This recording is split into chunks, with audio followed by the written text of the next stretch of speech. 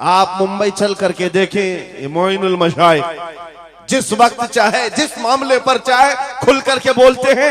या अगर मैं बोलता हूं, बात सिर्फ इतनी है मेरे अजीजों, हक बोलने के लिए खून साफ होना चाहिए और माँ बाप अच्छे होने चाहिए। नारे तकबीर, नारे रिसालत, उर्से सरकार शाहे मीरा, मुहाफिज़े नामूसे रिसालत।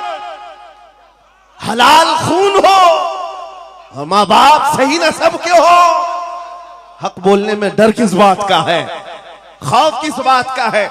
मैं बात इसलिए कह रहा हूं, कोई अगर किसी देहात से किसी जगह से निकल करके आया हुआ होता, हालात का मारा हुआ होता और आकर के किसी जंगल में कोई घर बनाने की कोशिश कर रहा होता, तो तुम ये कहते बांग्लादेश से आया है बेचारा, बर्मा से आया हुआ है बेचारा, ये उस आस्थाने से आया है जहां वक्त के बादशाह भी अपनी निस्बत पर फख्र करते हैं। शाह सिमना का सैयद रईस अशरफ को क्या कमी थी? क्या माँ बाप कमजोर थे? क्या खानदान कमजोर था? क्या उनके पास नसब की कमी थी या दौलत की कमी थी? कुछ न हो करके अगर सब छोड़कर एक जंगल में आकर आबाद होता है, यह आले रसूल की शान है, यह आले रसूल की शान है। इसलिए मैं आपको बिला मुबालगा ये बात कह रहा हूं।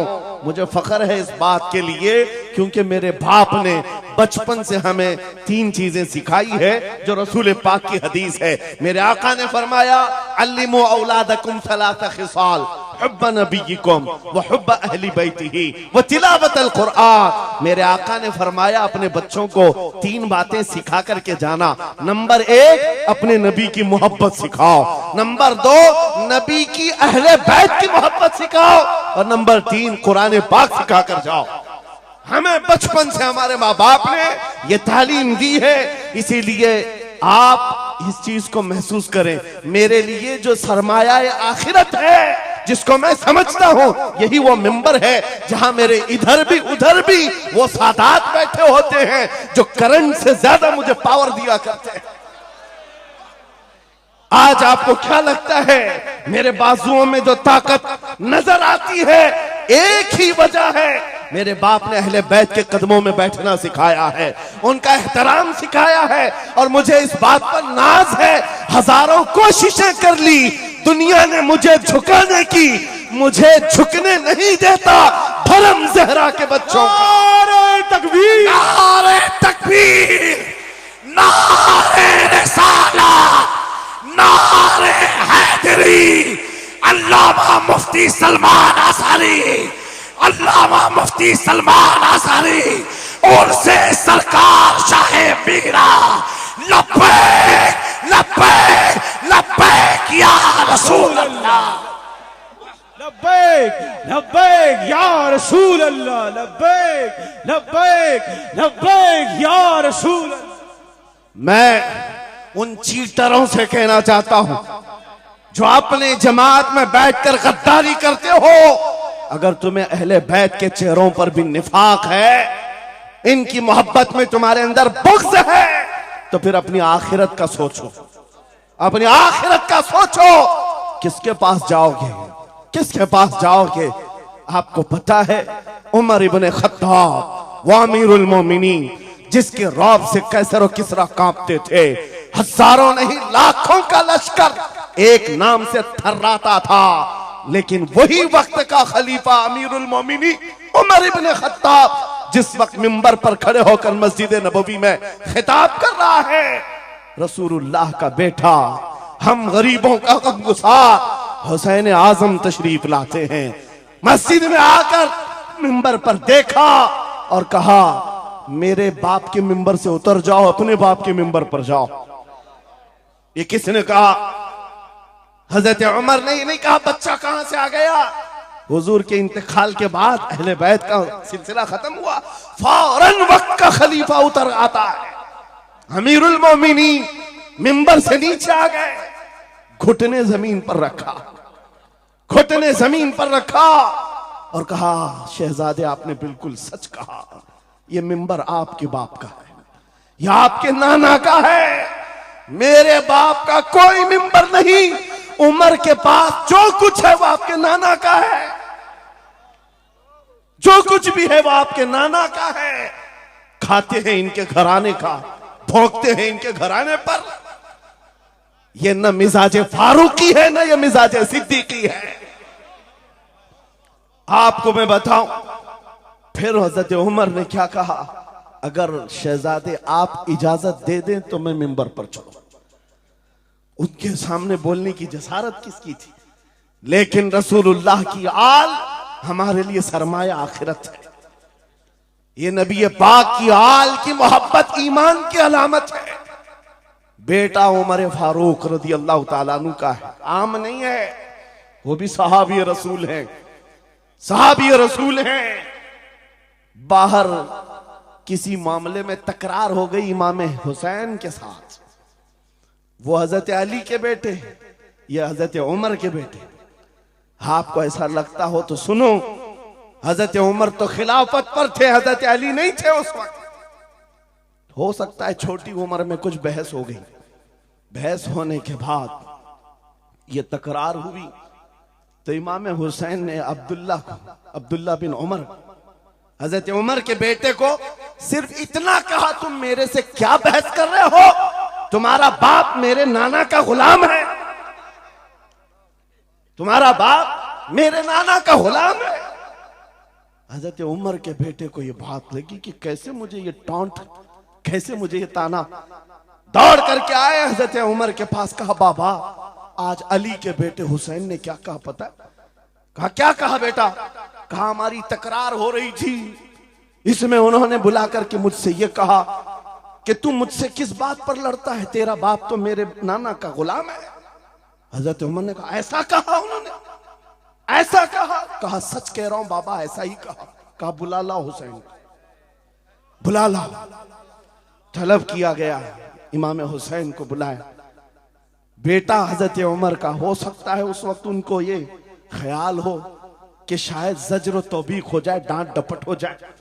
हजरत उमर आते हैं, कहते हैं ए हुसैन इब्ने अली, ये मेरा बेटा जो कह रहा है क्या ये बात सच है? क्या आपने इसको ऐसा कहा कि तेरा बाप मेरे नाना का गुलाम है? इमाम हुसैन ने कहा हां सच बोलता हूं, हाँ मैंने कहा। कहा कह के बताओ कैसे कहा, कह के बताओ कैसे कहा? कहा मैंने इनसे कहा तेरा बाप मेरे नाना का गुलाम। हजरत उमर ने कहा और एक बार कहो। फिर कहा और एक बार कहो। उसके बाद उमर इब्ने खत्ताब की आंखों से आंसू निकले। कहा अपने बेटे को क्या बेहतरीन तकरार करके आया है, ये हुसैन यहां गवाही दे रहे हैं, कल क़यामत के दिन ये इतना कह दे मेरी जिंदगी वसूल है।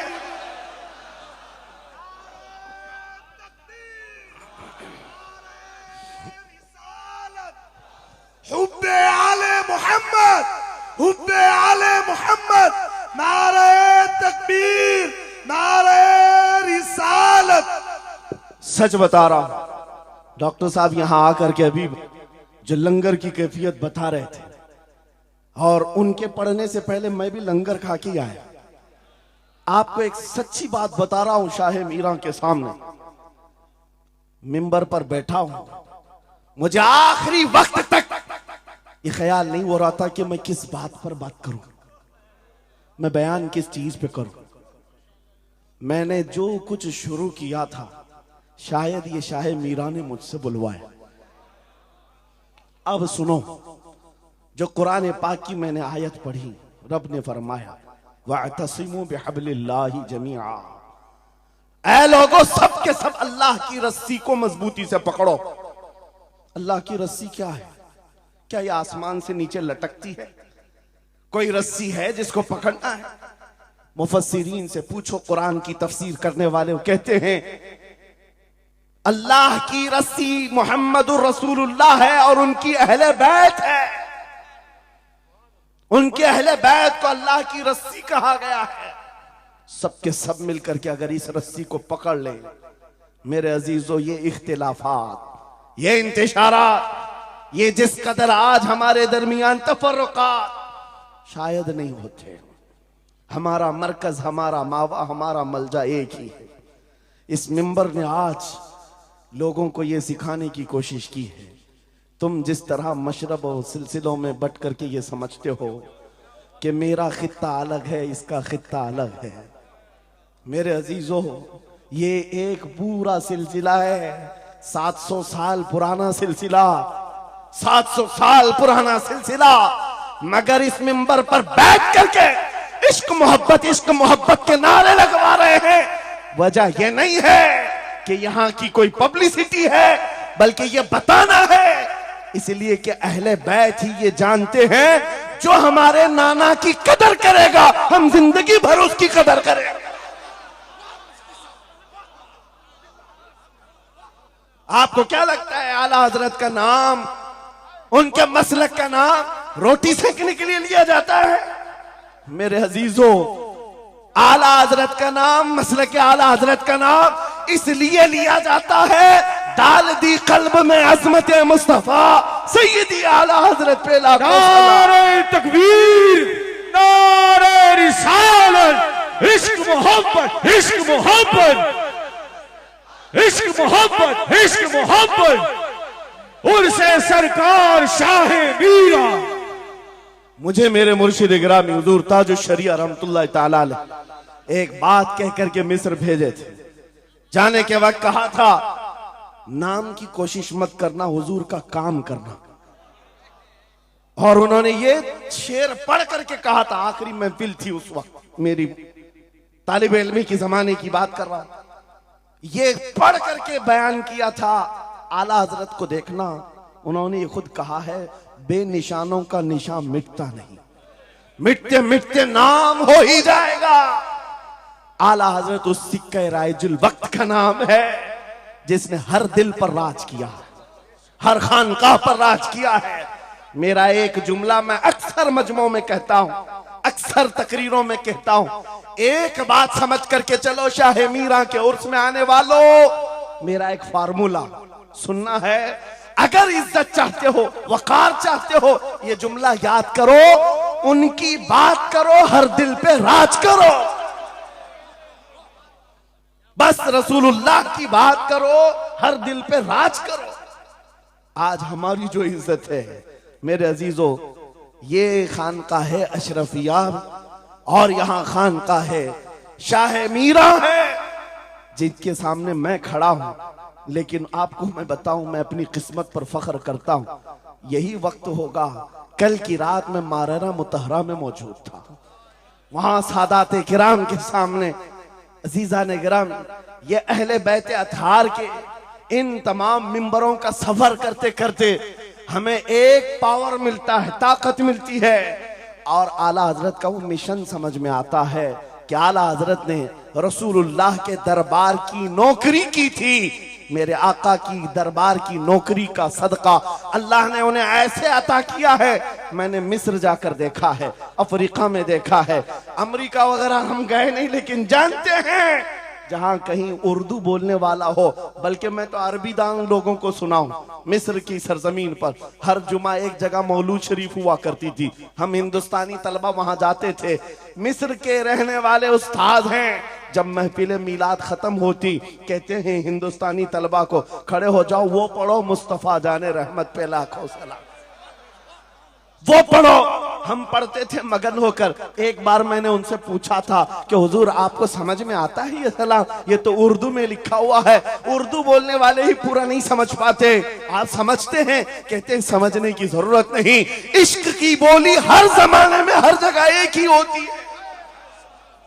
इश्क में बोला हुआ वो कलाम है, अरबी हो कि हिंदी हो, दिल को समझ में आने लगती है। मैं ये बात कहने जा रहा हूं मेरे अजीजों, उस रस्सी को मजबूती से पकड़ो, इख्तिलाफात नजर नहीं आएंगे, बात खत्म हो जाएगी। आज से 2 साल कबल एक कुत्ता यहां पर हिंदुस्तान में भौंकता था, खिंजीर का बच्चा जब नबी पाक की शान में भौंकता था, इस फकीर ने उसे ललकारा था। मेरा नाम, मेरी इमेज लोगों के सामने है, मैं वाकया तफसील से नहीं बता रहा हूं, मैं अपनी बात आपके सामने ये रखना चाहता हूं। जिस वक्त उस खबीस मलऊन को पुकारा, आपको पता है हम तो एक छोटे से इलाके से उसको पुकारे थे, लेकिन निशाना सटीक जाकर लगा और उसके बाद कुत्ता बिलबिलाया भी, मैदान में आने की बार बार कोशिश करता रहा, लेकिन अब तक वजूद नहीं है। लेकिन उसके बाद मैंने देखा है, महीना 2 महीना 3 महीने गुजरे होंगे, हर मुल्क से, अफ्रीका से, ऑस्ट्रेलिया से, न्यूजीलैंड से, अमेरिका से, हर जगह से लोगों ने मुझे मैसेज भी किए, खुतूत अरसाल किए, वहां से रिसाले भेजे और दादो तहसीन के साथ दुआएं दी। लेकिन साथ एक बात मैं बता रहा हूं, उन जमातों के बड़े बड़े लोग जिनसे हमारा कोई रिश्ता ही नहीं है, उनके बड़े बड़े अमीरों ने भी लेटर पैड में लिख करके दिया, कहा मौलाना आप बरेलवी हैं, आपसे हमारा इख्तिलाफ है, लेकिन जिस नबी पाक की शान के लिए आप खड़े हैं, हम सब छोड़कर आपके साथ खड़े होने को तैयार हैं। हम आपके सामने आज ये बात कह रहे हैं, ऐ सुन्नियों, हम तो दूसरों को बुला भी नहीं रहे, हम तो तुम्हारे इत्तेहाद की बात कर रहे हैं। लेकिन इत्तेहाद का नुक्ता एक है, जब तक तुम एक एक छोटे खूंटे को पकड़े रहोगे, हर कोई तुम्हारे साथ उलझता रहेगा।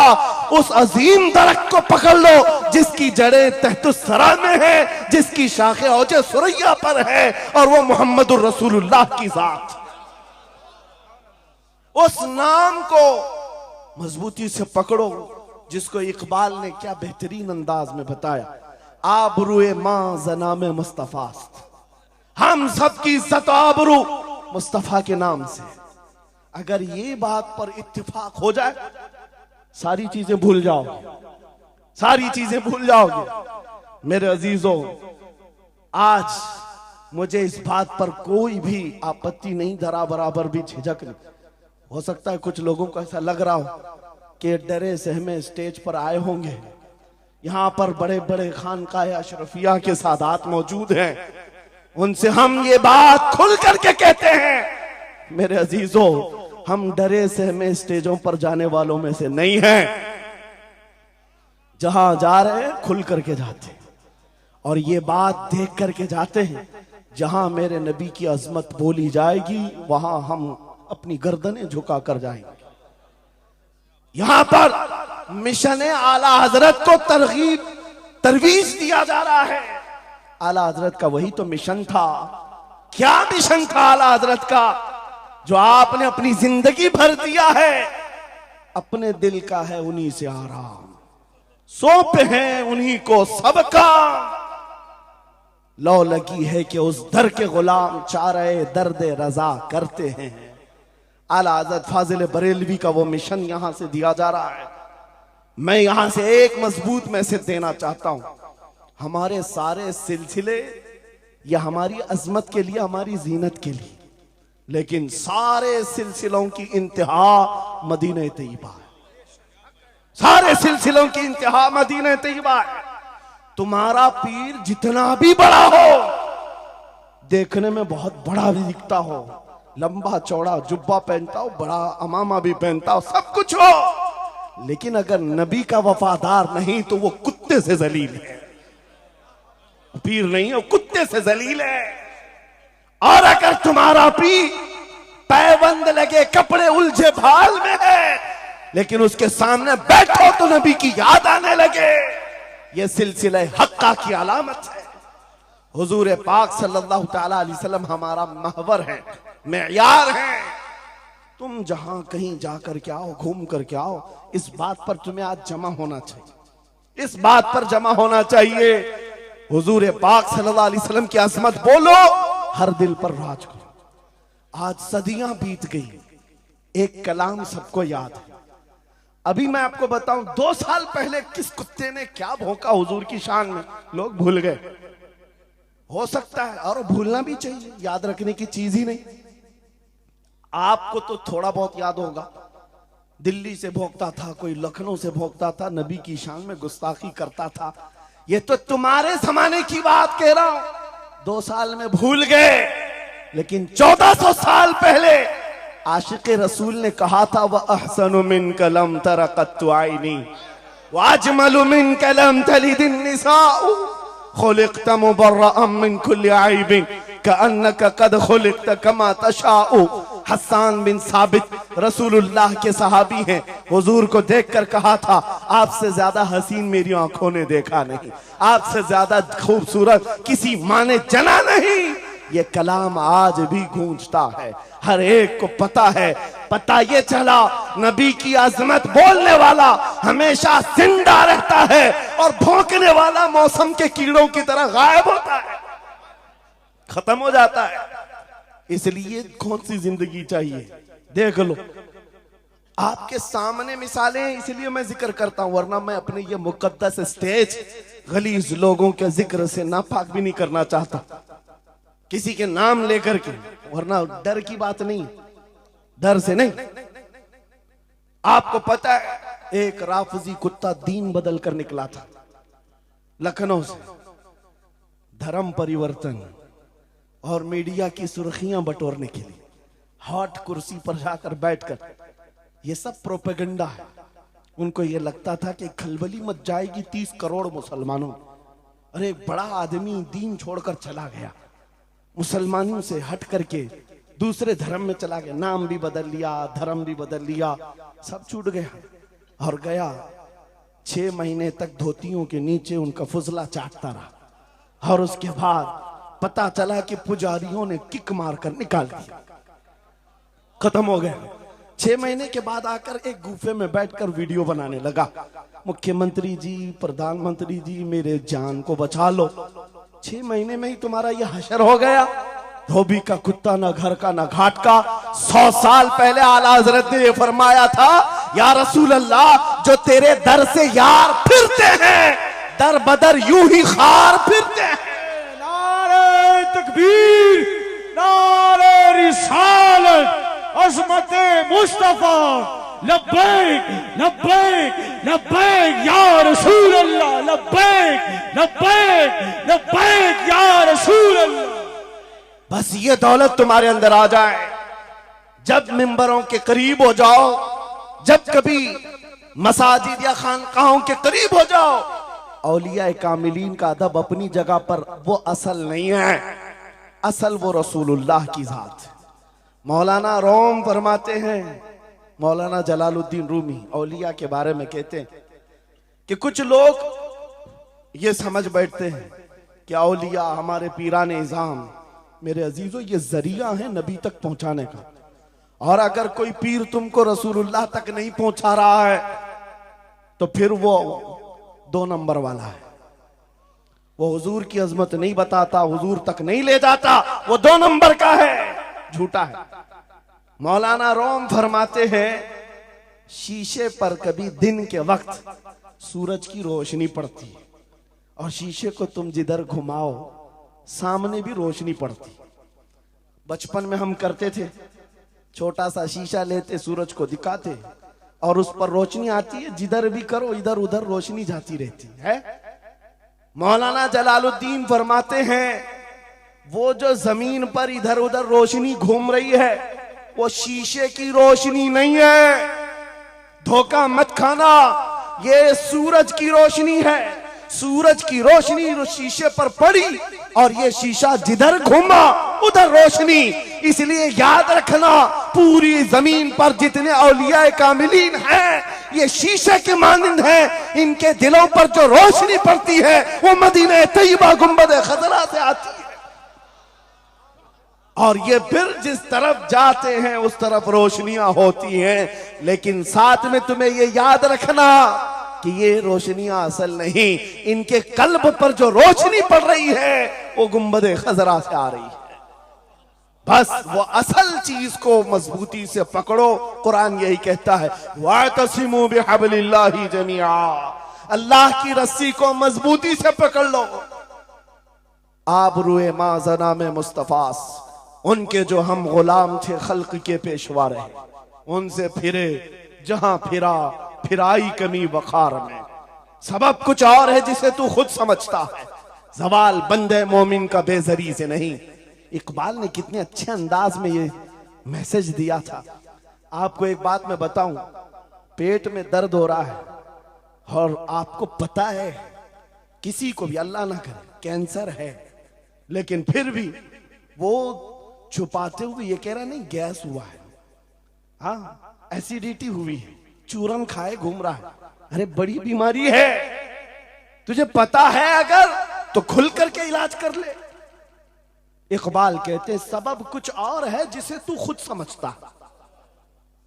तुमको मालूम है हमारे जवाल का सबब क्या है, तुमको सबको मालूम है, बोलते क्यों नहीं फिर रोते हो सियासत नहीं है, क़ियादत नहीं है, जमात नहीं है, एजुकेशन नहीं है, ये सब तो गाते रहते हो, ये सब चीजें नहीं है। असल सबब कुछ और है जिसे तू खुद समझता है। बहुत बारीक बात पर इकबाल ने निशाना रखा। जवाल बंदे मोमिन का बेजरी से नहीं। फिर इकबाल से ही हमने पूछा फिर वो है क्या सबब, क्या है वो सबब? इकबाल ने कहा उनके जो हम गुलाम थे खल्क के पेशवा रहे, यही है जिससे तू दूर हुआ और फिर आज जलील हुआ। सबब कुछ और है जिसे तू खुद समझता है। आ जाओ नौजवानों, उस सबब को हम हल करते हैं। 10 साल के करीब यूरोप की गलियां छान मारते हुए इकबाल वापस अपने वतन आया। वहां के यूरोपियन को देखा, उनके साइंस, उनके रियाजी, उनके फिजिक्स, उनके ज्योग्राफी, सब चीजों को देखा और कहता है मैं तो ढूंढ रहा था मेरी कौम की इज्जत कहां है, मेरी कौम की बुलंदी कहां है। 10 साल के बाद जब वापस आया, लोगों ने पूछा क्या मिला अपनी कौम की इज्जत का राज? इकबाल ने कहा मैं बहुत गौर से देखता रहा और फिर इस नतीजे पर पहुंचा मेरी कौम के उरूज और इर्तिका बुलंदी का एक ही राज है कि मोहम्मद से वफा तूने, तो हम तेरे हैं। ये जहां चीज है क्या लौह कलम तेरे। ये उस वक्त इकबाल ने कहा था। और फिर मेरे अजीजों, इस बात को आज मैं दोहरा रहा हूं। एक बात अभी भी मैं नाउम्मीद नहीं हूं, सुन्नियों की ये कसरत और जब आप तुम्हारे जोशो जज्बे, ये नात खानी जो है ये कोई हमारे यहाँ एक फॉर्मेलिटी नहीं है। इन नातों से तुम्हारे दिलों को इतना गर्म किया जाता है आपको खुद अंदाजा नहीं होता। सुभान अल्लाह, आपको अंदाजा नहीं है। हुजूर की याद में तड़पना, दिल का धड़कना सिखाया जाता है। और इन मजमों के रंग को देख करके मैं नाउम्मीद नहीं हूं। अभी इसमें रमक बाकी है, रमक बाकी है। अभी मैं कहता हूं अशहदु अन्ना मुहम्मद रसूलुल्लाह सल्लल्लाहु अलैहि वसल्लम। इधर बैठे हुए भी, सामने वाले भी अंगूठा चूम रहे हैं। मैंने नाम मेरे मुस्तफा का लिया, लेकिन कहा क्या मैंने आपको कि आप भी चूमो? किसने कहा आपको कि अंगूठों का बोसा लेकर आंखों से लगाओ? किसने कहा? अरे मैंने कहा भी नहीं, ना तमहीद बांधा। इधर नाम लिया, बेइख्तियार अंगूठे उठ गए। बेइख्तियार लबों को चूम लिया तुमने, लबों से अंगूठों को चूम कर आंखों से लगाया। यह इस बात की अलामत है गुनहगार हो गए, गद्दार नहीं है। नारे तकबीर, नारे रिसालत, नारे हैदरी, उर्से सरकार शाहे मीरा, मुहाफिजे हम से रिसालत। मरे हुए लोगों से क्या खिताब किया जाए? जिंदगी बाकी है, इसीलिए तो घूम घूम कर आपसे खिताब कर रहे हैं। और इस उम्मीद के साथ कि इकबाल ने यह भी कहा था कि निकलकर सहरा से जिसने उलट दिया था तख्ते रोमा को, सुना है कुदसियों से मैंने कि वो शेर फिर होशियार होगा। इकबाल की बात सुनो, कह रहा है पहले जमाने में सहरा से निकले थे सहाबा, पैरों में चप्पल नहीं थे, पैबंद लगे कपड़े, तलवारें टूटी हुई, लेकिन जब निकले थे तो रोमन एम्पायर को भी धूल चटा दिया, पर्शियन एम्पायर को भी परखचे उड़ा दिए थे। 2 सुपर पावर ताकतों को नाकों तले छने छपवा दिए। ये तारीख में मौजूद है, मिटाने से नहीं मिटेगा। इकबाल ये कहता है ये जो हालात हुए थे ये देखकर मुझे अंदाजा है वो दिन आएगा मोहम्मद अरबी का शेर फिर होशियार होगा। हम वो होशियार करना चाहते हैं। ये नहीं कि मैं कहता कि हम हैं, ये हैं, वो हैं। खुदा किसी भी दिन, किसी भी जमात में, किसी भी इलाके में एक दिन सलाहुद्दीन को जरूर पैदा करेगा। और फिर वो आएगा, इनकलाब लाएगा। हम ना उम्मीद नहीं है खुदा की रहमत से, बार बार आपको जगा रहे हैं। और जब तक ये दौलत मोहब्बत मुस्तफा मौजूद है, मेरा ये यकीन है कि हमें हजारों ताकतें मिलकर के मिटा नहीं सकेंगी, नहीं मिटा सकेंगे। ये दौलत लासवाल तुम्हारे पास मौजूद है। आप नहीं देखते आज हालात बड़े खराब हैं। डॉक्टर साहब हमारे मेहमान हैं, लेकिन आपको पता है यहां के हालात इनके ही पड़ोसी, बल्कि इनकी बिरादरी के लोग जो नात खां हैं, मशहूर नात खां हैं, हमसे पूछ रहे थे कि मौलाना आप जो है कुफार और मुशरिकीन के नरगे में हैं और वहां पर आप इस तरह से बोलते हैं, कैसे बोलते हैं? मैंने उस वक्त बगदाद मुकद्दसा में उनसे अर्ज किया था, क्यों दबे जिस पे हिमायत का हो पंजा तेरा, क्यों दबे जिस पे हिमायत का हो पंजा तेरा, शेर को खतरे में लाता नहीं कुत्ता तेरा। हाँ हम तादाद में कम हैं, हम तादाद में कम हैं और बड़े हालात के मारे हुए हैं, लेकिन हमें अपनी तारीख याद है। बदर में भी तादाद कम थी, उहद में भी तादाद कम थी, और सबसे बड़ी तादाद तो करबला में कम थी, लेकिन फतह का झंडा आज भी करबला वालों का ही लहरा रहा है। सुभान अल्लाह। तादाद माने नहीं रखती, कभी मत जाना इन सब मामलात पर। आज जो ढकोसले पैदा किए जाते, तुम्हें मुर्दा किया जा रहा है। कुछ मत बोलो, हालात बड़े खराब हैं। इनसे पूछो तुम्हारे बाप दादा के जमाने में हालात अच्छे थे, वो भी कहेंगे हालात उस वक्त भी खराब थे, उस वक्त भी खराब थे। हरे सुबह अजल की बात कर रहा हूं, इस्लाम का सूरज तुलू हुआ कि मक्का के हालात खराब ही थे, मदीने हुजूर हिजरत करके गए, हालात खराब ही थे। मैं आपको बताऊं, मेरी फिक्र करने वाले उलमा बड़े बड़े सादा बहुत दुआ करते हैं, लेकिन साथ में ये भी कहते हैं थोड़ा सा एहतियात से, क्या आपका होना यहां कौम के लिए जरूरी। इफादा इस्तिफादा लोगों का चलता रहेगा, फायदा होता रहे। मैं एक बात कहता हूं, मैं तो बहुत छोटा सा, बल्कि मैं कोई घास के लायक भी नहीं। इमाम हुसैन का होना कितना जरूरी था। सहाबा कराम के जमाने में अहले बैत का वो सबसे बड़ा चेहरा इमाम हुसैन का होना जरूरी था कि नहीं था? उस वक्त भी ये कहा था सहाबा ने, मक्का से जब करबला जा रहा था ये काफिला, हाथ जोड़कर कहा था मौला हुसैन मत जाए, आप रसूलुल्लाह की निशानी है, आप मत जाए, आपसे खल्के खुदा को फायदा होगा। मेरे अजीजों, मैं ये बात आज कहता हूं, हमारी कोई वकात नहीं, हमारी कोई हैसियत नहीं जो ये समझता है अपनी कुटिया बचाने के लिए कि हमारे होने के बाद बहुतों का फायदा होगा। अरे इमाम हुसैन के होने से कितना फायदा होता, मगर उस हुसैन आजम ने ये नहीं देखा, बल्कि निकल करके उस मैदान में निहत्ते बच्चों के साथ चले आए थे और गर्दन भी कटा दी। ये समरा आज तक देखने को मिलता है। इस्लाम जिंदा होता है हर करबला के बाद। सुभान अल्लाह। इमाम हुसैन ने अजीम उस रुखसत पर नहीं अमल किया था, अजीमत का रास्ता इख्तियार किया, चले आए। उस वक्त भी सहाबा ने उनसे कहा था आपका होना बहुत जरूरी है, लेकिन इमाम हुसैन की नजर में ये बात थी रह लेंगे चंद साल, लेकिन लोगों के दिलों में जो नर्वसपन होगा, शरीयत की धज्जियां उड़ती हुई देख करके बड़े बड़े लोग खामोश हैं, तो आइंदा आने वाली नस्लें भी इसी तरह कंप्रोमाइज करती हुई चली जाएंगी। मेरे अजीजों, मैं आज खुल करके बताता हूं, मेरी पुष्ट पनाही करने के लिए बड़े बड़े उलमा मौजूद है, एक भी हुकूमत का कुत्ता नहीं है और ना ही जरूरत है। जब कभी पहली मर्तबा मैं तन्हा खड़ा था मुंबई की सरजमीन पर, हुजूर मोइनुल मशाइख मेरे साथ, उस वक्त भी साथ थे, आज तक है।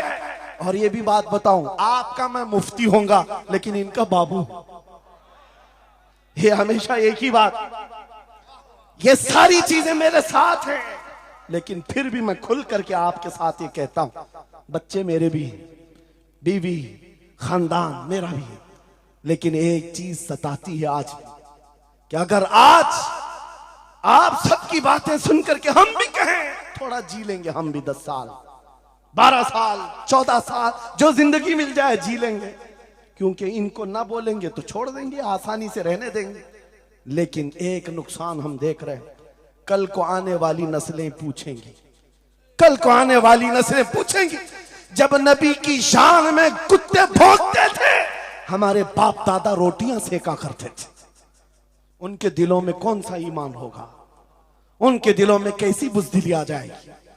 लेकिन मेरे अजीजों, ज्यादा से ज्यादा क्या होगा, मौत तो सबकी लिखी हुई है, मेरी भी है, आपकी भी है। किसी दिन बिस्तर पर पांव रगड़कर मर जाएंगे, लेकिन हम ये सोचते हैं जब मरना मुकद्दर है ही, यूं भी तो किसी दिन दुनिया से जाना है, नबी पाक का नाम बुलंद करके जाएंगे। नस्लें इस बात के लिए सीना चौड़ा करके कहेंगी, नहीं, सारे अगर कुत्ते भौंक रहे थे, मेरा बाप मेरा दादा नबी की शान में अज़मत रिसालत के दिफा के लिए तन्हा खड़ा था या उलमा में से कोई खड़ा था, उनके फख्र के लिए इतनी बात काफी है और उनके ईमान के हिफाजत के लिए इतनी बात काफी है। सुभान अल्लाह, सुभान अल्लाह।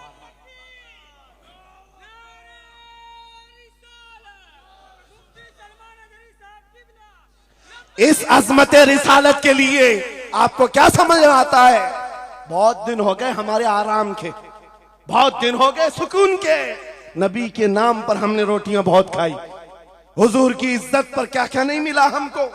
कौन से दिन तकलीफ आई है, कौन से दिन तकलीफ आई है। ये अहले बैत को देख रहे हो, आपको पता है वो बाबुल हवाइज इमाम मूसा काजिम, अहले बैत के इस बड़े इमाम की बात कर रहा हूं जो इमाम जाफर सादिक के बेटे हैं, लेकिन 7 साल तक वक्त के जालिम तागूती ताकतों ने जेल में रखा, जहर देकर के खत्म किया है। आपको पता है इमाम मोहम्मद बिन हसन अस्करी, जिनको जहर देकर के खत्म किया गया, अहले बैत था जिन्होंने 20-20 साल जेल काटी है।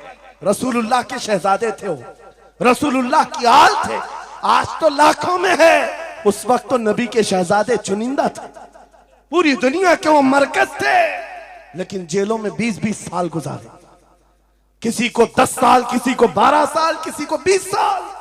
आपको पता है इमाम मूसा काजिम को जंजीरों से भी मारा गया था, जंजीरों से। आप अपने बाप को मार खाता हुआ देख करके नहीं बर्दाश्त कर पाते, हमारे वो अजीम इमामों की बात कर रहा हूं जिन्होंने मेरे नबी की शरीयत की दिफा के लिए जेलों की जिंदगी, हत्ता के रिवायत ये बताती है मौला इमाम मूसा काजिम का जनाजा भी जेल से निकला। मेरे अजीजों, ये सब क्या बातें सिर्फ बयान करने के लिए रह गई। उलमाए ज़वील एहतराम इस मनसब को हाथ समझेंगे, आज ज्यादा से ज्यादा यही होगा। इसी किछोछा मुकद्दसा के एक बुजुर्ग थे जो मेरे बहुत बड़े आइडियल है, सैयद मुजफ्फर हुसैन कछोछे। आजादी के मौके पर बड़ी मुसीबतें उठाई और इनको पकड़ करके, एक शहजादा है किछोछा मुकद्दसा का आस्थाना, और जेल में डाल दिया गया था। आपको पता है किछोछा के उस शहजादे ने एक जवाब दिया था जो मेरा फेवरेट शेर है, पसंदीदा शेर है। आपने कहा था मुजफ्फर को मुकय्यद ना समझे सैयद, मेरी असीरी भी सुन्नत आबाई है। माशाअल्लाह, मेरी असीरी भी सुन्नत आबाई है। मुजफ्फर को मुकय्यद मत समझे सैयद। आपको पता है ये तारीख है हमारी, लेकिन सब की सब तारीख इसलिए दोहरा रहा हूं कि हमारी इज्जत उसी में मौजूद है, वहीं पर है। वापस आ जाओ उधर ही। अपनी कुटिया बचाकर, अपनी दुकान बचाकर ज्यादा दिन नहीं जी पाओगे।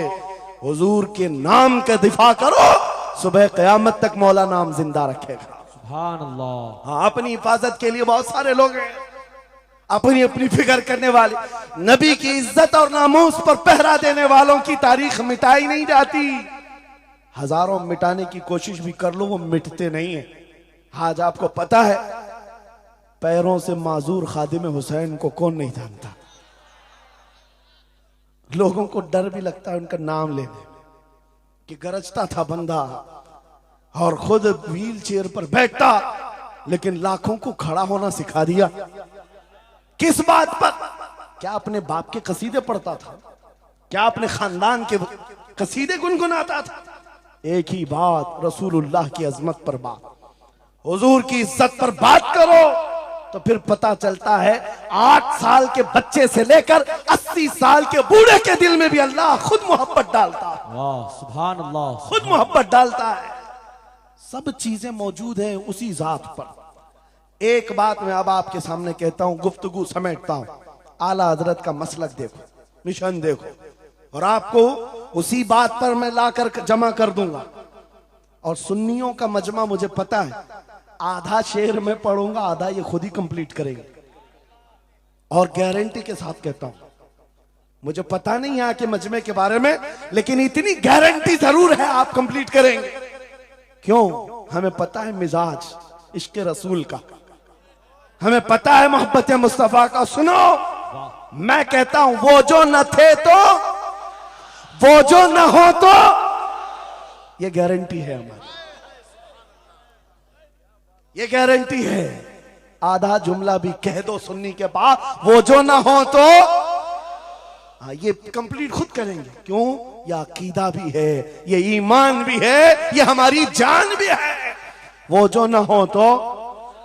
अब सुनो मेरे अजीजों, जब तुम्हारा दिल पुकार कर कह रहा है वो जो ना हो तो, हमारे नाम के साथ वो जो ना हो तो, हमारी जिंदगी में वो जो ना हो तो, हत्ता के कब्र में चले जाओ, बहुत सारे जवाब दे दें, तुम्हारा रब कौन, तुम्हारा दीन क्या, मेन सवाल तो यही होगा, मा कुंत तक़ूलु फी हक़्क़ि हाज़ा रजुल। बल्कि बात सही अहादीस में मैं कह रहा हूं, एक ही सवाल का जिक्र भी आया है, कब्र में एक सवाल का जिक्र भी आया है, और फरमाया गया सिर्फ एक सवाल ये होगा, बता इस रसूल के बारे में क्या कहता था। वाह, बोलना पड़ेगा, बोलना पड़ेगा। फिर मैं पूछता हूं, कब्र में भी वो जो ना हो तो कुछ ना हो। जब तक नहीं बोलोगे आगे नहीं बढ़ेगी गाड़ी, वरना फंसे रह जाओगे। वो जो ना हो तो, चलो कब्र की जिंदगी खत्म हो गई, हशर में आ गए, हशर के मैदान में आ गए। लेकिन यहां पर भी क्या मसला है, खलीलो नजी मसीहो सफी सभी से कहीं कहीं न बनी। खलीलो नजी मसीहो सफी सभी से कहीं कहीं न बनी, ये बेखबरी की खल्क फिरी कहां से कहां तुम्हारे लिए। वहां पर भी सबके पास फिर करके आती है कौम उसी मोहम्मद रसूलुल्लाह के पास आए। और शफाअत शुरू कहां से हुई? रसूल पाक से शुरुआत हुई, और उसके बाद इख्तिताम तक मेरे आका फरमाते हैं, कयामत के दिन मेरी हालत ये होगी, मेरे कंधे पर चादर पड़ी होगी और वो कभी खसक खसक कर गिर रही होगी। एक हाथ से मैं अपनी चादर संभाल रहा हूंगा और दूसरे हाथ से अपने उम्मतियों को पकड़ पकड़ कर जन्नत में ले जा रहा हूं। ये मैदान कयामत की बात है। फिर पूछता हूं, महशर में भी वो जो ना हो तो, कयामत के मैदान में भी वो जो ना हो तो, अरे तुम्हारी अजान कंप्लीट होती है, अजान में भी वो जो ना हो तो, नमाज में भी जब तक सलाम नहीं भेजोगे, नमाज में भी वो जो ना हो तो, कहीं पर भी बच नहीं सकते। इसीलिए आला हजरत ने कहा था, बखुदा खुदा का यही है डर, नहीं और कोई मफर मकर, जो वहां से हो यही आके हो, जो यहां नहीं तो वहां नहीं। जब तुम्हें समझ में आ गया वो जो ना हो तो कुछ ना हो, वो जो ना हो तो, वो जो ना हो तो, जब तुम्हारा यकीन है। अब सुनो बरेली का इमाम क्या कहता है, ऐ सुन्नी जवान आज ले उनकी पनाह, आज मदद मांग उनसे, आज ले उनकी पनाह, आज मदद मांग उनसे, कल न मानेंगे कयामत में अगर मान गया। आज आना है तुम्हें वहीं पर। मेरी गुफ्तगू का खुलासा यही है, मेरी गुफ्तगू का लुब्बे लुबाब यही है। आ जाओ उस कदम पर जहां से बिलाल हबशी को काबे की छत पर पहुंचाया गया। आ जाओ उस कदम पर जहां पहुंचने के बाद खत्ताब का बेटा अमीरुल मोमिनीन उमर इब्ने खत्ताब बना। हजरत उमर खुद कहते हैं मेरी हैसियत इतनी थी, मैं खत्ताब का बेटा, बचपन में 2 बकरियां मुझसे नहीं संभलती, लेकिन एक वक्त आया हजरत उमर 36 लाख स्क्वायर किलोमीटर पर तनहा हुकूमत करते थे। मिस्र, इराक, यमन, शाम, फिलिस्तीन, ये आज का सऊदी अरब हजरत उमर की निगरानी में था। हजरत उमर कहते हैं आज इतने बड़े खित्ते पर उमर की निगरानी है, इसलिए नहीं कि खत्ताब का बेटा उमर है, इसलिए कि मोहम्मद अरबी का गुलाम उमर है। वो जो ना हो तो मेरे अजीजों, जितनों ने इज्जत पाई है उस कदम से पाई। आपको जब ये बात अच्छी तरह मालूम हो जाए, यहां देखो आप, यहां चेहरे बहुत सारे, यहां बहुत सारे चेहरे, और उसमें बुजुर्ग तरीन चेहरा वो सैयद रईस अशरफ साहब का है। लेकिन पूरा मजमा ये बात मेरे साथ यकीन के साथ कह सकता है, इन जवानों से कई ज्यादा हसीन और जमील ये चेहरा है। क्यों?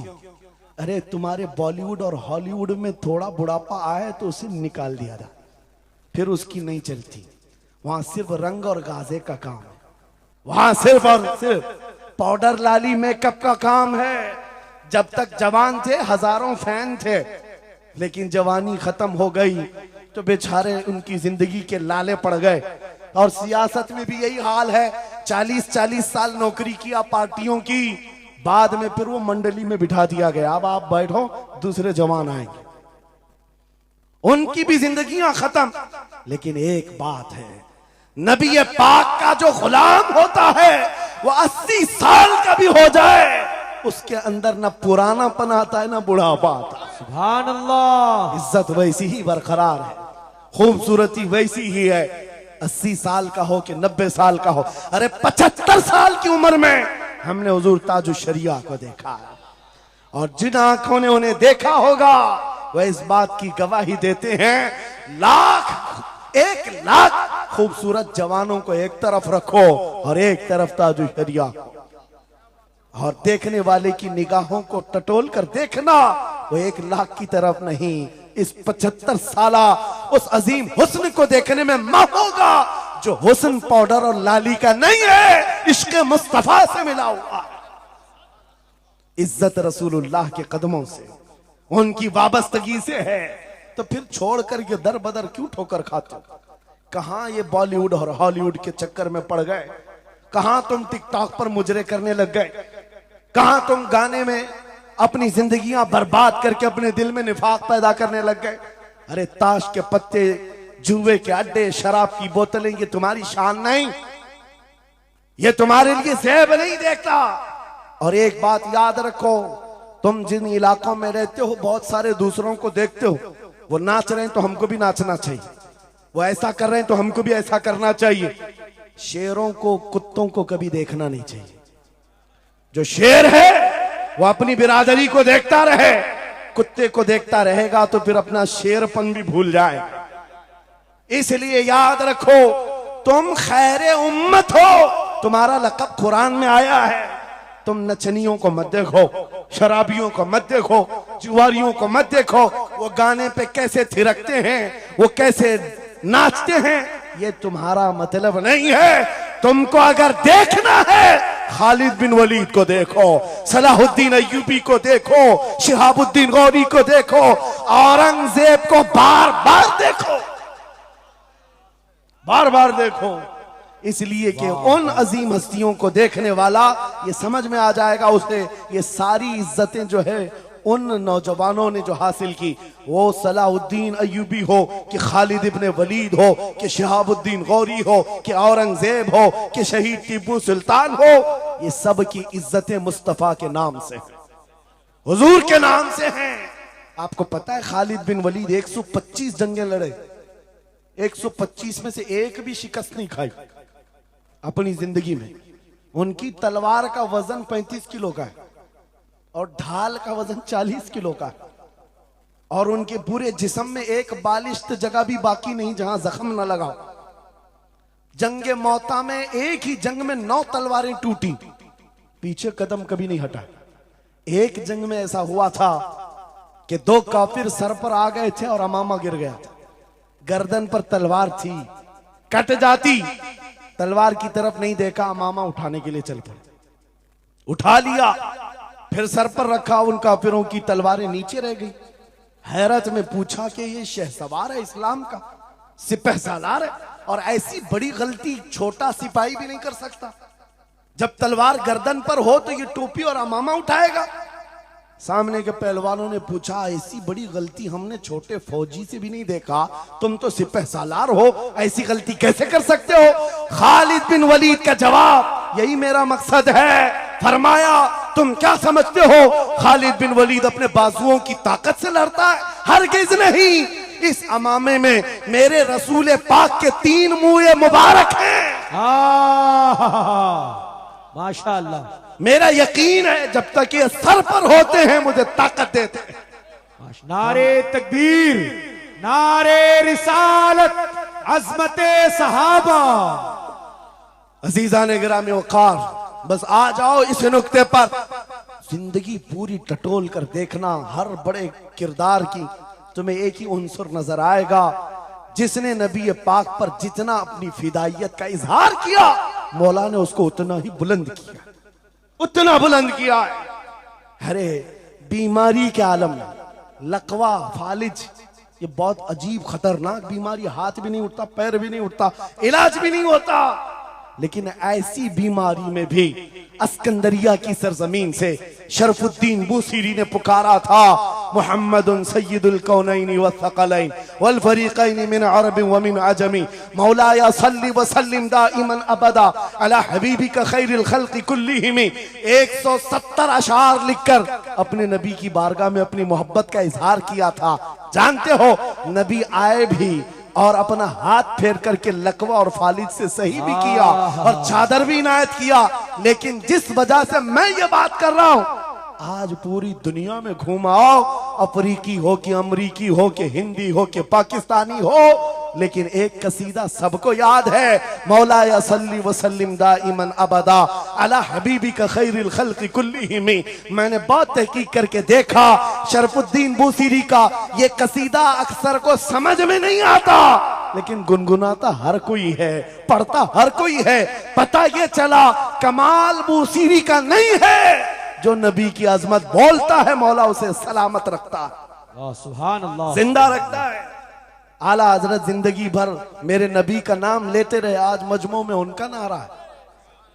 हमारे मजमे उनके नारे के बगैर कंप्लीट भी नहीं होते।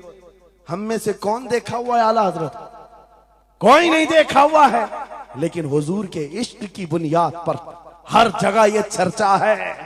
इसीलिए मेरे अजीजों, आओ खिराज अकीदत पेश करते हैं उस बारगाह मुस्तफा में, और इस बात का अज़्म करके चलेंगे, ये तमाम इख्तिलाफात हटा दो, खत्म कर दो, एक चीज पर जमा हो जाते हैं, जो चीज रसूलुल्लाह ने सहाबा में डाली थी।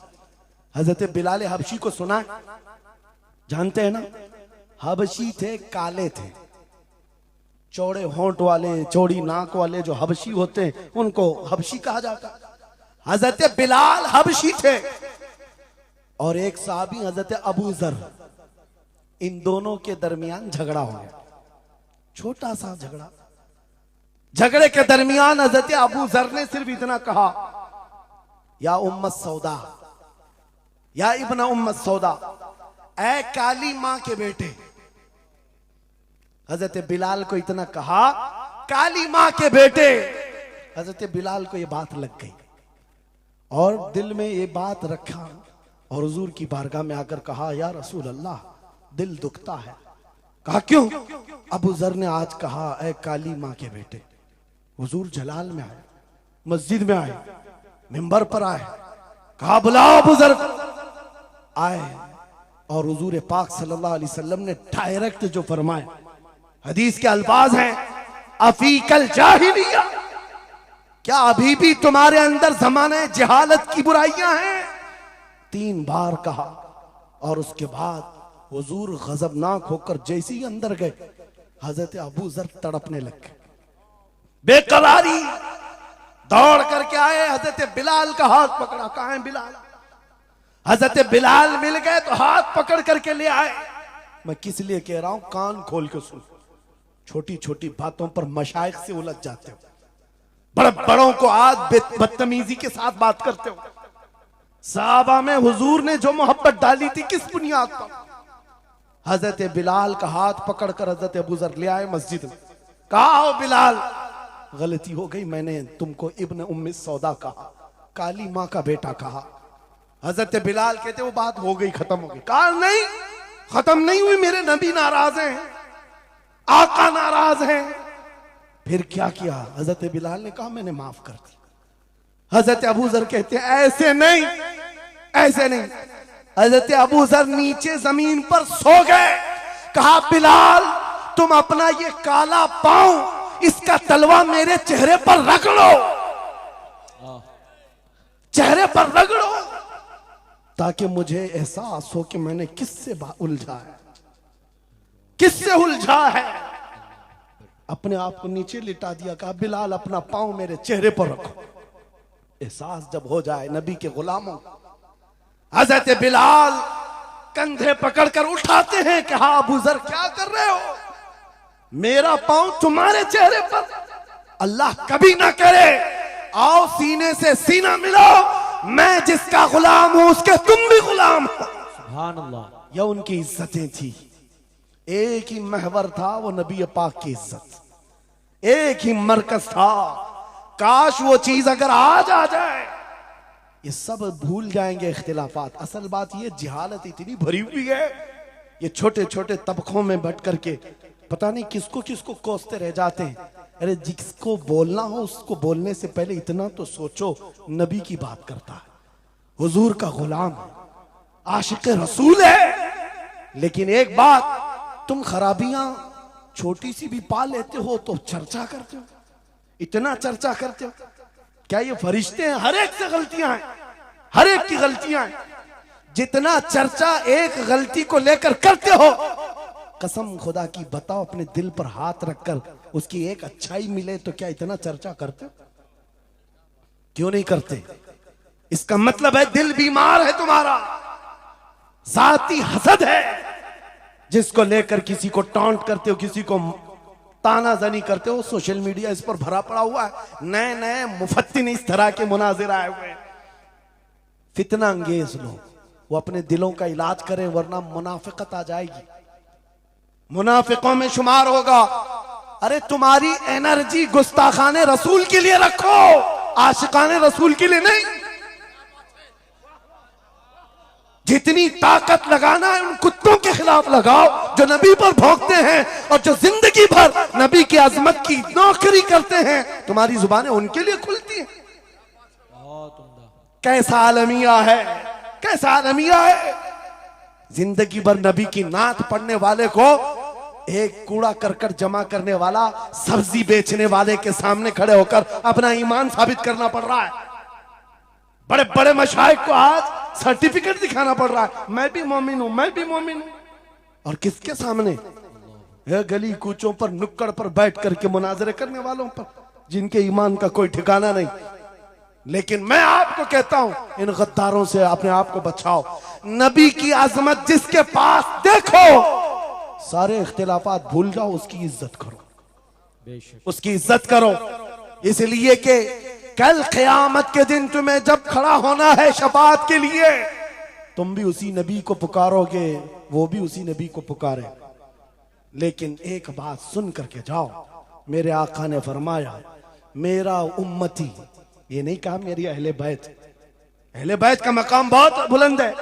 फरमाया मेरा उम्मती दूसरे उम्मती से लड़ पड़ा, और उसके बाद फिर दोनों में एक ने कहा कि मुझे एहसास हो गया, माफ कर दो, और दूसरे ने कहा नहीं माफ करता।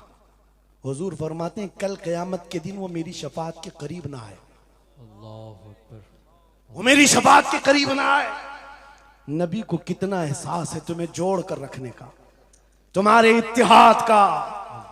हुजूर पाक ने 3 दुआएं की थी मस्जिद इजाबा के पास, एक दुआ नहीं पहुंची, जिसमें वो यही दुआ थी कि अल्लाह मेरी उम्मत को इख्तिलाफात से बचा। ये इम्तिहान है उम्मत का, लेकिन नबी को सबसे ज्यादा इस बात का शौक था कि मेरी उम्मत मुत्तहिद रहे। ऐसा शौक नबी पाक का कि सहाबा को तकरार करते हुए देखना पसंद नहीं करते, सफों में दरार पसंद नहीं करते। आपको पता है हुजूर उस वक्त तक रकात नहीं बांधते जब तक सफें पूरी दुरुस्त नहीं करते। ये इत्तेहाद ही की तो बात थी, दिल से दिल जोड़ना, कंधों से कंधा जोड़ना।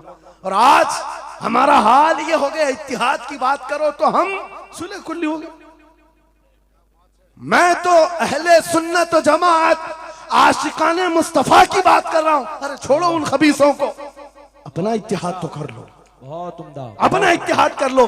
तुम्हारा हर बुजुर्ग पर इत्तेहाद है, गौस पाक तुम्हारे, गरीब नवाज तुम्हारे, मखदूम सिमना तुम्हारे, महबूब इलाही तुम्हारे, लेकिन इनके सब मानने वाले सब अलग।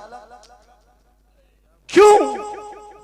ये सारे औलिया का मिशन एक ही है, अजमत रसालत, वाह, अजमत नामूस रिसालत। जब सबका मिशन एक है तो फिर अपने दिल का इलाज करने की जरूरत है। आज बस दिल का इलाज करो। कहीं ऐसा तो नहीं कि शैतान हमें लायानी बातों में मुलविस कर रखा है। तुम्हारा पूरा का पूरा सर घुमा कर रख दिया गया है। जिन चीजों में तुम्हें अपनी एनर्जी खर्च करनी थी, शैतान कहीं और लगा दिया। इसीलिए कुत्ते खुल करके मैदान में आने लग गए। उनको पता है जिस दिन ये मोहम्मद अरबी के शेर जमा होने लग जाएं तो फिर इनका जीना हराम कर रखेंगे। तुम्हें हजारों इख्तिलाफात में डाल रखा है और बाज़ाब्ता इसकी प्लानिंग होती है। इस हलके को अलग हर एक में एक फित्तीन भेजा जाता है जो उसके मुर्शिदों को ये गाली दे, इधर का एक उनके मुर्शिदों को गाली दे, और फिर ये अंगार भड़काए रखे, ये उलझते रहें उलझते रहें उलझते रहें। और कुफ्फार और मुशरिकीन अपने नापाक मंसूबों से इस्लाम को गालियां दें, कुरान को गालियां दें, रब को गालियां दें, नबी को गालियां दें। आज ये आलमिया है या नहीं? तुम पीर के खिलाफ बात सुन करके भड़क जाते हो और नबी के खिलाफ बात सुनकर खामोश बैठते हो। कैसा आलमिया आ गया?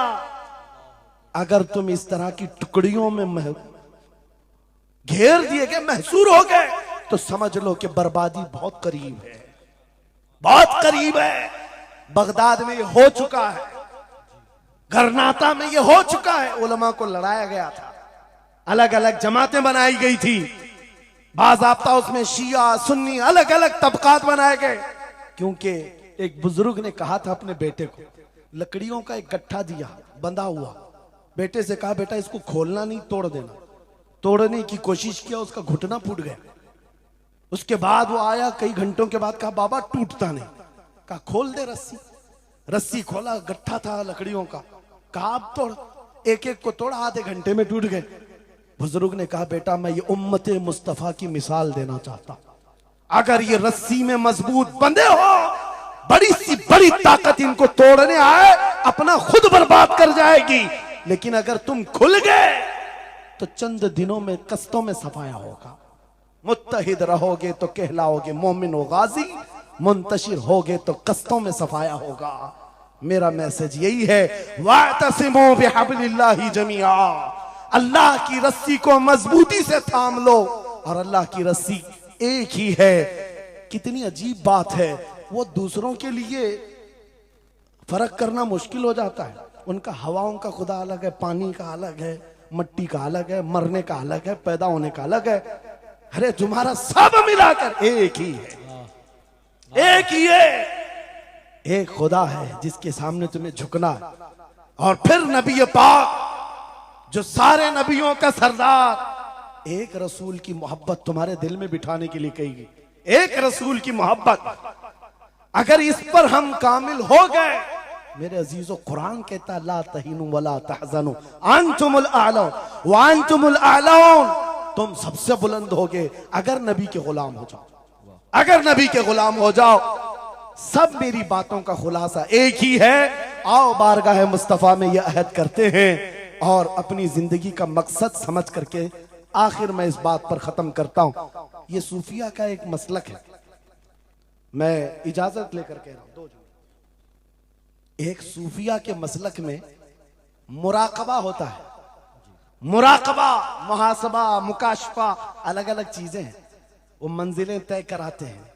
औलिया इकराम के सामने जाओ, तस्बीहात अलग हैं, नमाजें अलग हैं, मुजाहिदे अलग हैं, लेकिन उसमें एक चीज है मुराकबा। मुराकबा किसको कहते हैं? मैं आपको बताता हूं। गर्दन झुकाकर खामोश बैठ जाना, पढ़ना उड़ना कुछ नहीं, खामोश बैठना है, यह मुराकबा है। खामोश बैठना। हजरत जुनैद बगदादी से पूछा गया, अरे खामोश बैठे तो बंदा खामोश तो नहीं रहेगा, सोचेगा, दिमाग तो चलता ही रहेगा कुछ ना कुछ। क्या सोचे?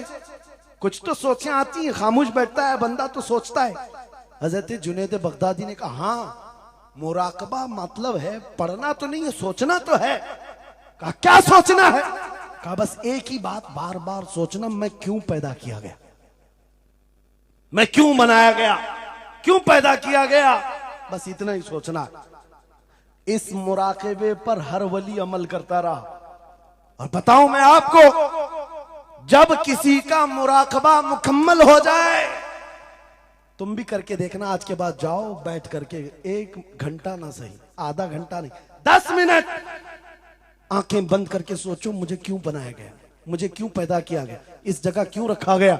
और जब यह मुराकबा कंप्लीट होता है, एक मंजिल पर बंदा पहुंच जाता है, उसका ज़मीर जवाब देने लगता है कि तू क्यों पैदा हुआ था। उसका दिल खुद ही बोलेगा क्यों पैदा हुआ था। आओ मिसाल बताऊं जिसका मुराकबा कंप्लीट हुआ।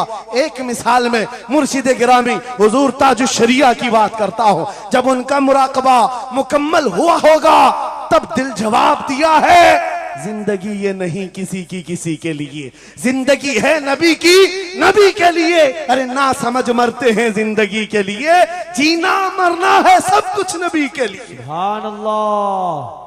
मुराकबा कंप्लीट हो जाए, ये जवाब आता है, ये जवाब आता हमारी जिंदगी किसके लिए है, नबी के लिए है। और उनके दादा आला हजरत इमाम अहले सुन्नत फाजिल बरेलवी ये सोचते रहे, मैं क्यों बनाया गया, मैं क्यों बनाया गया। और जब दिल जवाब देने लगा तो अशार की जुबान में कह पड़े, दहन में जुबान तुम्हारे लिए, बदन में है जान तुम्हारे लिए, हम आए यहां तुम्हारे लिए, उठे भी वहां।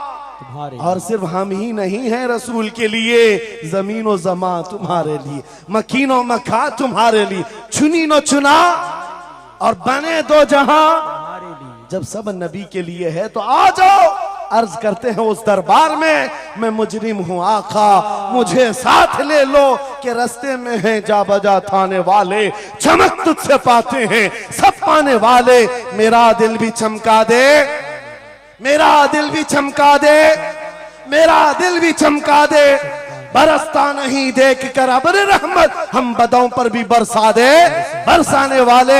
ऐ सुन्नियो छोड़ दो इधर उधर आस लगाना, छोड़ दो इधर उधर गुहार लगाना, छोड़ दो इनसे उनसे मदद मांगना, इसलिए कि हमारा मरकज एक है, हमारा महवर एक है, जहां से सब कुछ मिलता है, इज्जत भी, दौलत भी, ताकत भी।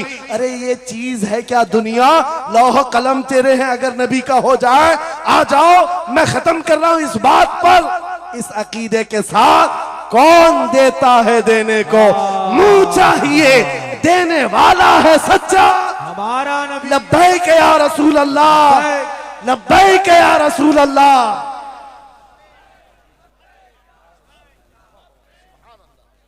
बच्चों को इश्क रसूल इतना सिखाओ, हर चीज कंप्रोमाइज की जा सकती है, लेकिन नबी की जात या उनकी मोहब्बत में कोई कंप्रोमाइज नहीं। इंशाअल्लाह उल अजीज एक वक्त आएगा जब मैं ये मुहिम छेड़ूंगा इंशाअल्लाह। हम अगरचे हिंदुस्तान में रह रहे हों, भारत में रह रहे हो, मेजॉरिटी जिसकी भी हो, लेकिन हम मुसलमान ये कानून पास कराने की जरूर कोशिश करेंगे कि भारत में रहते हुए कभी कोई हुजूर पाक की शान में गुस्ताखी ना करे। हम इस कानून के लिए तगोदो करेंगे। पार्लियामेंट में तुम बहुत सारे बिल पास करते हो, और अगर ये कानून पास करने के लिए मुझ जैसों की जान की जरूरत है तो मैं पेश करने को तैयार हूं। मेरे 100 टुकड़े कर लो ए हुकूमत हिंद, एक कानून ऐसा पास कर दो कि रहती दुनिया तक हिंदुस्तान में कभी मोहम्मद अरबी सल्लल्लाहु अलैहि वसल्लम की शान में कोई नहीं भोंक सकेगा, और अगर किसी ने गुस्ताखी किया तो उसको सख्त तरीन सजा दी जाएगी। ये कानून होना चाहिए कि नहीं होना चाहिए? मेरे अजीजों, क्या इस्लाम कभी दूसरे देवी देवताओं के मजाक और उनके भगवानों का मजाक उड़ाने की इस तरह की मजलिसें मुनक्किद करता है? कभी आपने सुना? हाँ, हम अपने हक को बयान करते रहेंगे। तुम्हें जिस मजहब से सरोकार है उसी मजहब से ताल्लुक रखो।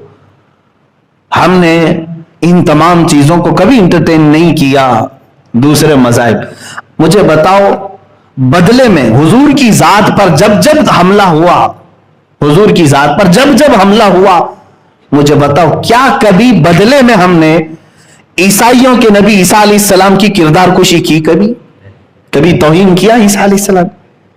अरे हम वहां पर भी समझते हैं कि अगर तौहीन करें तो यहां से भी हम निकल जाएंगे फिर ईमान। जितना तुम नहीं मानते उससे कई दर्जे हम ईसा अलैहिस्सलाम को मानते हैं। यहूदियों ने अगर हुजूर के कार्टून बनाए तो क्या हमने बदले में उनके नबी मूसा अलैहिस्सलाम के कार्टून बनाने की इजाजत दी? कभी किया हम? हिंदू अगर भौंकने लगा, कोई भी ऐसा आतंकी हिंदू जो नबी की जात पर, मेरे रसूल अकरम सल्लल्लाहु अलैहि वसल्लम की जात पर मुगल्लजात बकने लगा, तो क्या हम बदले में कभी राम कृष्ण या विष्णु फला फला इतने जो हैं उनकी किरदार कुशी की? उनको नंगा करके दिखाया? कभी हमने उनको गालियां दी? मेरे अजीजों, इस्लाम है ही नहीं, बल्कि इस्लाम ये कहता है ला तसुब्बुल्लज़ीना यदऊना मिन दूनिल्लाह। अल्लाह ने यहां तक फरमाया तुम उन लोगों को गाली ही मत दो जो अल्लाह को नहीं मानते, गाली मत दो। क्या होगा? फयसुब्बुल्लाह अदवन बिगैर इल्म, इसलिए कि फिर वो पलट करके तुम्हारे अल्लाह को गालियां देने लगेंगे। हम तो शुरू करते ही नहीं, कहीं पर शुरू करते ही नहीं। हाँ, एक बात याद रख लें, जवाब हम किसी की गुस्ताखी का, अगर तुमने मेरे नबी की शान में गुस्ताखी की तो बदले में हम तुम्हारे किसी देवी देवता की गुस्ताखी करके बदला नहीं लेंगे। हमारे इंतकाम लेने का तरीका कुछ और है, वो इंशाअल्लाह अज़ीज वक्त बताएगा, वो वक्त बताएगा। नबी कौनैन सल्लल्लाहु तआला अलैहि वसल्लम की जात पर किसी ने उंगली उठाई तो हम बदले में ये नहीं करेंगे कि तुम्हारा खुदा ऐसा था, तुम्हारी देवी ऐसी थी, तुम्हारा देवता, हमें उससे सरोकार ही नहीं। हम छेड़छाड़ देवी देवताओं से नहीं करना चाहते हैं, इसलिए कि हम अकल रखते हैं। अगर एक हिंदू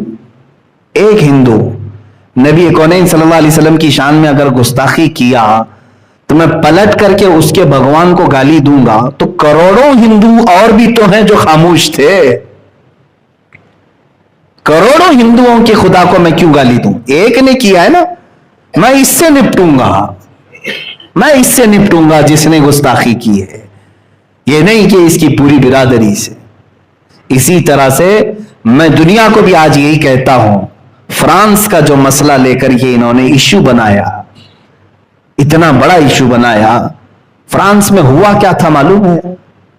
फ्रांस का एक टीचर, स्कूल का टीचर, अपने स्टूडेंट्स के सामने मेरे नबी के खाके बना बना करके दिखा रहा था, हुजूर सल्लल्लाहु तआला अलैहि। इसकी शिकायत भी हुई ऑलरेडी, ये अचानक नहीं हुआ ये सब कुछ, इसकी शिकायत हुई इंतजामिया से, एक्शन नहीं लिया गया।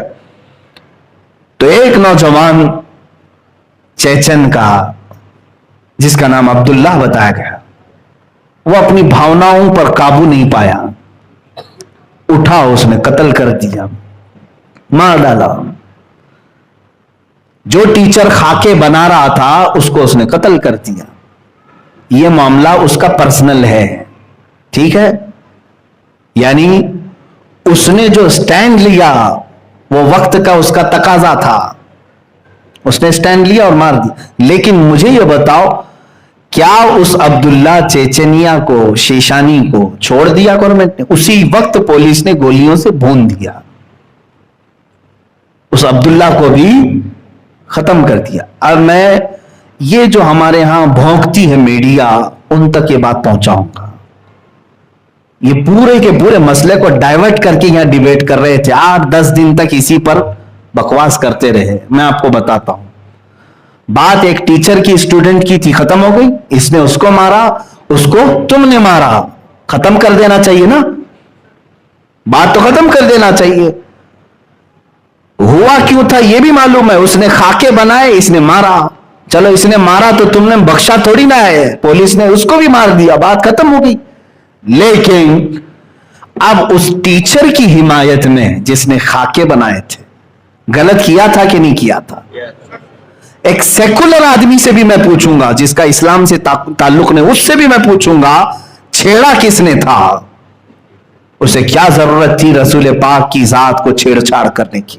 उसे मालूम है ये सेंसिटिव कितनी है इसके अंदर, कि हुजूर अकरम सल्लल्लाहु ताला अलैहि वसल्लम को लेकर के पूरे मुसलमान कितने जज्बाती, उसे मालूम है। क्यों छेड़ा? उसने गलती की थी, मारा गया, और जिसने मारा था उसको भी कत्ल कर दिया गया। लेकिन हुकूमत फ्रांस अब इसके बीच में कूदती है, फ्रांस का सदर इसके दरमियान आता है, और वो उस टीचर की हिमायत में कि इसको एक टेररिस्ट ने कत्ल कर दिया, और हम टेररिस्ट के मुकाबले में इसको श्रद्धांजलि पेश करते हैं कि इसको भी टीचर हो। उनके कौल के हिसाब से ये मजलूम मारा गया, इसलिए उन्होंने उसको हीरो बना करके उसके खाके बिल्डिंगों पर लगाए, और जो उसने अपनी जिंदगी में नबी की तौहीन करने के लिए जो खाके बनाए थे स्टूडेंट्स के दरमियान, अब गवर्नमेंट ने फ्रांस की अपनी हुकूमत के जो इदारे हैं पूरी बिल्डिंग पर हुजूर के खाके लगाती है। आज तक कभी ऐसा नहीं हुआ था। आम आदमी कर रहा था, ठीक है, लेकिन हुकूमत का सदर, प्रेसिडेंट अगर इजाजत दे, मेरे अजीजों, पार्लियामेंट के ऊपर अगर किसी चीज की तस्वीर लगे तो माने रखती है कि नहीं? हाई कोर्ट पर अगर कोई तस्वीर लगे तो माने रखती है कि नहीं? राजभवन पे अगर कोई तस्वीर लगे तो माने रखती है? ये गवर्नमेंट बिल्डिंगें हैं। फ्रांस की गवर्नमेंट बिल्डिंग के ऊपर मेरे नबी की शान में पूरी तौहीन आमेज खाका बना करके उन्होंने लगा दिया, कहा जिसको जो करना है कर लो, हम भी खाके बनाते हैं। अब यहां पर मैं फलसफा समझाता हूं, जो बात मैंने पहले कही, ये अपने आप को बहुत सेकुलर कहते हैं। जालिमो, तुम सेकुलर नहीं हो, शिद्दत पसंद हो, तुम शिद्दत पसंद हो, कट्टरवाद हो तुम लोग। अगर एक अब्दुल्ला शीशानी ने तुम्हारे टीचर को मारा था तो तुम उसी को पकड़ते, उसको ही सजा देते, और ऑलरेडी तुमने दे दिया, लेकिन उसके एक कत्ल की बुनियाद पर तुम 180 करोड़ मुसलमानों के नबी की तौहीन करोगे, पूरी दुनिया के नबी की तौहीन करोगे? ये कहां का इंसाफ है? ये सेकुलरिज्म है। जिसने किया उसी के साथ तुमको सजा का मामला करना चाहिए था। मेरे अजीजों, ऐसा तो नहीं होगा कि एक कौवा तुम्हारे घर से बोटी उठा करके ले गया तो तुम सारे कौवों को खत्म करने का ऐलान करोगे? एक बिल्ली तुम्हारे घर में आकर दूध पी गई तो क्या पूरी दुनिया भर की बिल्लियों को जहर दे दोगे? कैसा इंसाफ है? ये तो मैं तुम्हारे जहन को करीब करने के लिए कह रहा हूं। अगर अब्दुल्ला शीशानी ने तुम्हारे टीचर का कत्ल किया था तो उसी को सजा दो, तुम्हारे हिसाब से उसी को सजा देते, और दे भी दिया तुमने, गोलियों से भून दिया। लेकिन ये क्या कि पूरी दुनिया में जो आबाद मुसलमान हैं, 180 करोड़ के करीब मुसलमान हैं, 180 करोड़ मुसलमान, 2.25 अरब मुसलमानों के जज्बात से तुमने खेला, उनके नबी की तौहीन की। इसलिए आज हमने फ्रांस के खिलाफ सख्त एक्शन लिया, उसकी मसनूआत का बायकाट करने का ऐलान किया।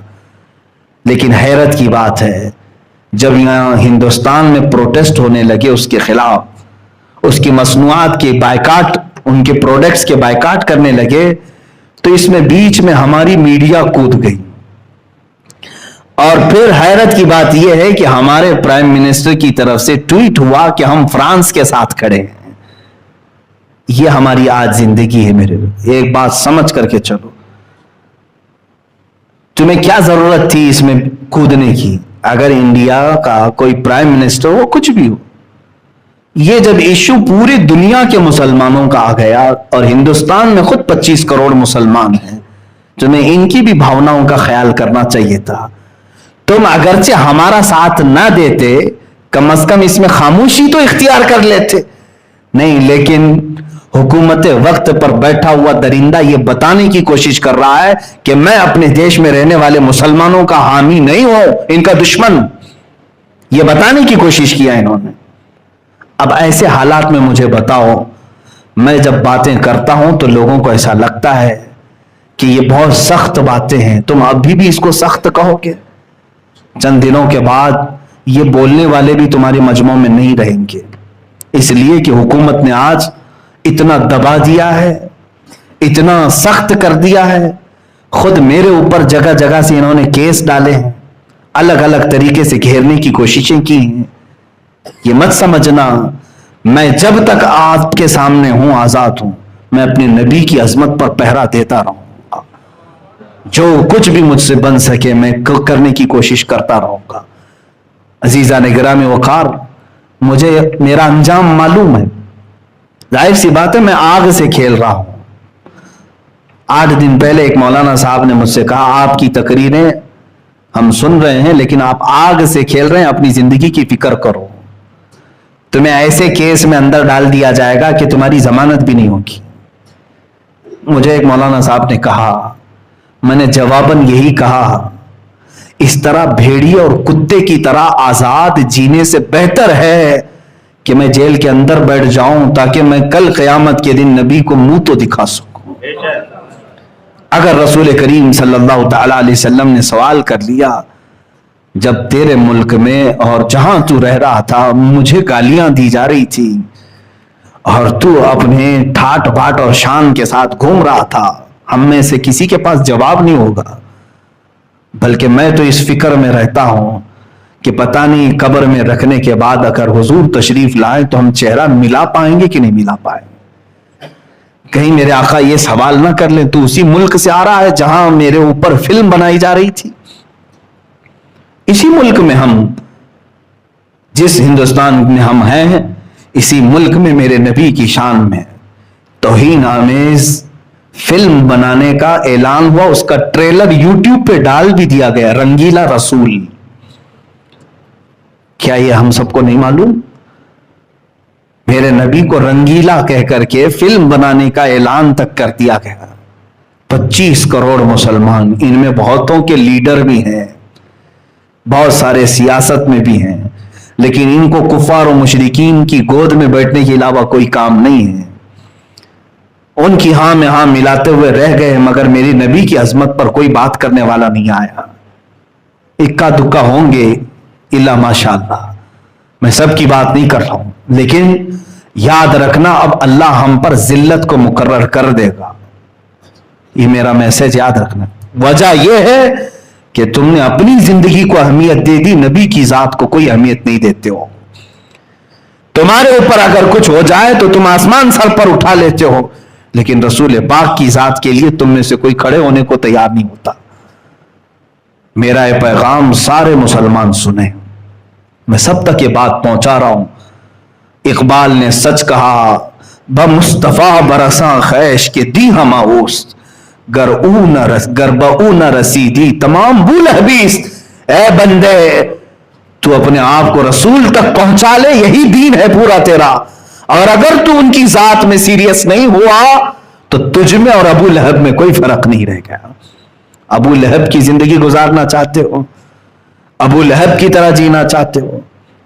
अजीजा ने गिरामी वकार, रसूल करीम सल्लल्लाहु तआला अलैहि वसल्लम की जब जब बात आई है कुरान में, मेरा रब किस तरह दिफा कर रहा है, आपको हैरत होनी चाहिए। मक्का वालों ने जब ये कहा, वद्दा रब्बु मुहम्मदिन मुहम्मदा, मोहम्मद के रब ने मोहम्मद को छोड़ दिया, इसलिए कि 15 दिन तक कोई आयत नाजिल नहीं हुई थी।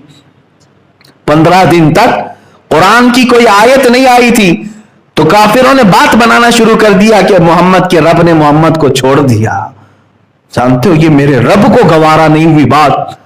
जवाब में पूरी सूरह नाजिल फरमा दी, वद्दुहा वल्लैली इज़ा सजा मा वद्दअका रब्बुका वमा क़ला। मेरे नबी के चेहरे की कसम, चेहरे वद्दुहा की कसम जो सुबह के सूरज की तरह चमकता है, उनकी जुल्फों की कसम, मा वद्दअका रब्बुका वमा क़ला। ऐ नबी, ना आपके रब ने आपको छोड़ा है और ना कुछ कम किया है। वलल आखिरतु खैरुल लक मिनल ऊला, बल्कि ए रसूल आपकी हर आने वाली घड़ी अल्लाह ने पहले से बेहतर बनाई है। अल्लाह दिफा कर रहा है, डिफेंस कर रहा है। तुम अगर कोई भी बोलोगे, कुरान की आयत नाजिल हो गई, लोगों ने कहा नबी के बेटे के इंतकाल के बाद इनकी अब नस्ल कट गई, अबतर है अब ये, अबतर कहते जिसकी नस्ल कट गई। हुजूर को जब किसी ने ताना मारा तो अल्लाह ने आयत नाजिल की, बल्कि पूरी सूरह, इन्ना आतैना कल कौसर फसल्लि लिरब्बिका वन्हर इन्न शानियका हुवल अबतर। ऐ नबी, हमने तो आपको कौसर अता किया है, खैर कसीर अता किया है, आप उठे अपने रब की इबादत करें, कुर्बानियां करें।